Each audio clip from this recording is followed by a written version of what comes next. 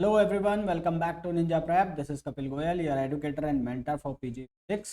इस वीडियो में हम ये डिस्कस करने वाले हैं जो एग्ज़ाम जिसकी आप प्रिपरेशन करते हो CSIR नेट एग्ज़ाम, उसके बाद क्या जॉब्स आपको मिल सकती हैं।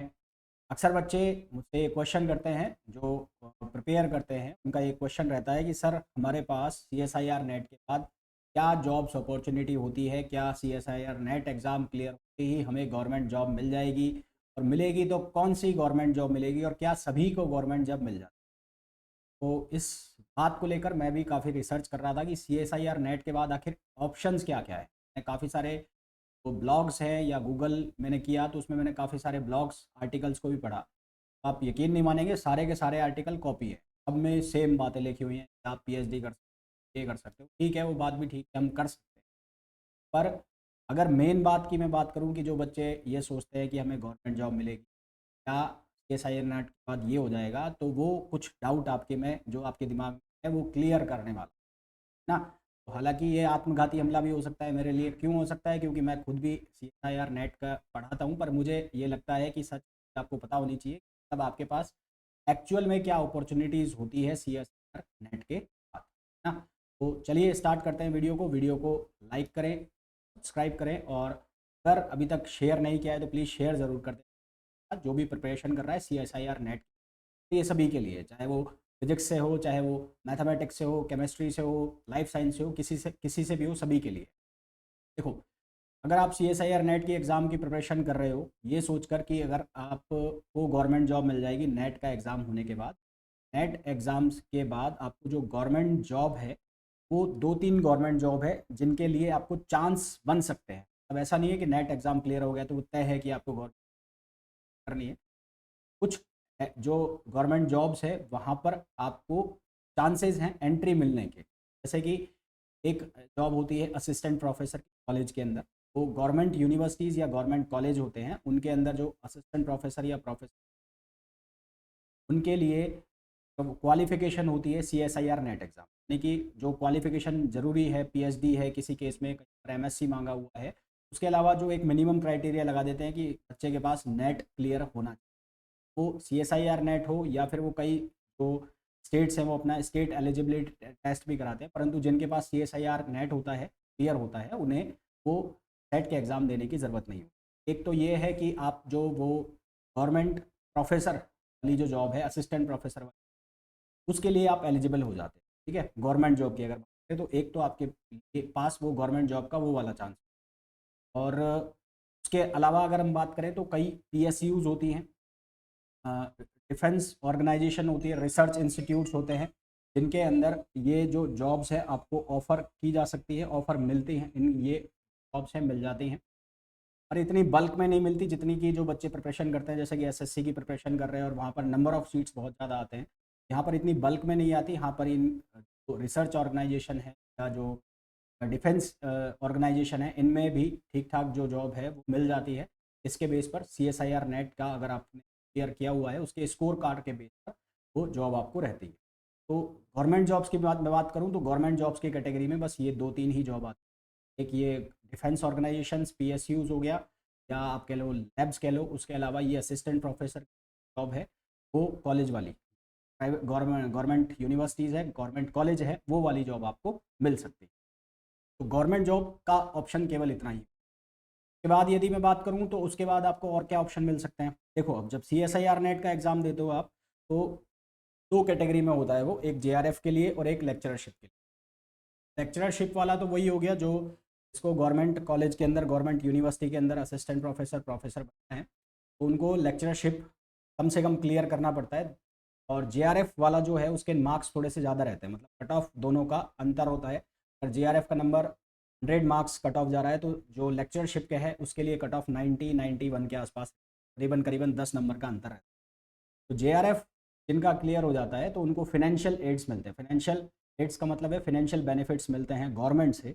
अगर आप PhD कर रहे हैं या कहीं से रिसर्च वर्क कर रहे हैं, अब कि अगर आप JRF क्लियर करके किसी यूनिवर्सिटी में PhD में एडमिशन लें, रिसर्च में एडमिशन, तो आपको जो गवर्नमेंट है वो पे करती है यानी कि आपको एक स्कॉलरशिप अवार्ड होता है। वो स्कॉलरशिप इनिशियली मंथली वो 31 to 35,000 तक रहता है, उसके बाद वो जो स्कॉलरशिप है, वो JRF है, वो कन्वर्ट हो जाता है SRF में, सीनियर रिसर्च फेलोशिप में। वो 3 साल तक चलता है। लगभग आपको 5 साल तक गवर्नमेंट से पैसा मिलता है और अराउंड अराउंड 31 टू 35,000 ये इनिशियल 2 साल तक रहता है। उसके बाद ये करीबन 40-45 तक पहुंच जाता है। एक तो होता ही है।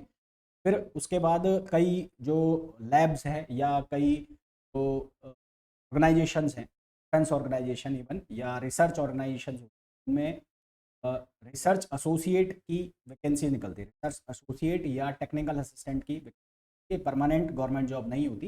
ये एक प्रोजेक्ट वर्क होता है। प्रोजेक्ट वर्क मतलब कि 2 साल का प्रोजेक्ट आया या 4 साल का प्रोजेक्ट आया, कई कई केस में 10 साल का प्रोजेक्ट है। तो उस प्रोजेक्ट वर्क के लिए ये जो नेट निकालते हैं, यानी कि जिन स्टूडेंट्स ने नेट क्लियर किया हुआ है या पर्टिकुलर कोई क्वालिफिकेशन होती है नेट के अलावा भी, वो अगर किसी ने क्लियर किया हुआ है तो उनको फिर ये इंटरव्यू लेके डायरेक्ट इंटरव्यू बेसिस पर ये एंट्री देते हैं।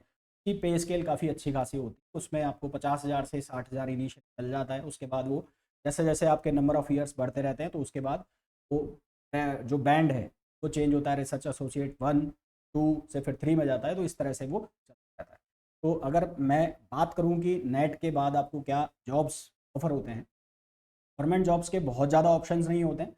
गवर्नमेंट जॉब में यदि आपने तय किया हुआ है, यदि आप ये तो लगता है शुरू से ही कि मेरे को गवर्नमेंट कॉलेजेस में, यूनिवर्सिटीज़ में मेरे को प्रोफेसर, असिस्टेंट प्रोफेसर लगना है, तो उसके लिए आपको नेट का एग्ज़ाम देना होता है, देना चाहिए। उसके अलावा अगर आपका माइंड सेट है कि मेरे को रिसर्च ऑर्गेनाइजेशन में जाना है, एक DRDO और बार्क और इसरो जैसे जो रिसर्च ऑर्गेनाइजेशंस हैं उनके अंदर जाना है, तो आपको CSIR नेट का एग्ज़ाम। और इसके अलावा अगर आपको PhD करना है और उसमें भी आपको स्कॉलरशिप चाहिए। एक तो PhD आप वैसे भी कर सकते हैं पर उसमें आपको पैसा देना पड़ेगा। एक चाहिए कि मेरे को PhD मैं पढ़ाई भी करूँ और मेरे को पैसा भी मिले, उसके लिए फिर आपको नेट का एग्ज़ाम क्लियर करना। आपके दिमाग में अगर ये बात है कि नेट क्लियर हो गया तो मेरे को बहुत अच्छी गवर्नमेंट जॉब मिल जाएगी, पर वो केवल आपका सर्टिफिकेशन है एक एग्ज़ाम में बैठने के लिए। मतलब एग्ज़ाम तो आपको यूनिवर्सिटी जो भी कंडक्ट कराएगी एग्ज़ाम, असिस्टेंट प्रोफेसर का एग्ज़ाम लेती है, इंटरव्यू लेती है, वो डिपेंड करता है यूनिवर्सिटी। तो वो इंटरव्यू या एग्ज़ाम तो आपको फाइट करना ही पड़ेगा। नेट तो सिर्फ और सिर्फ।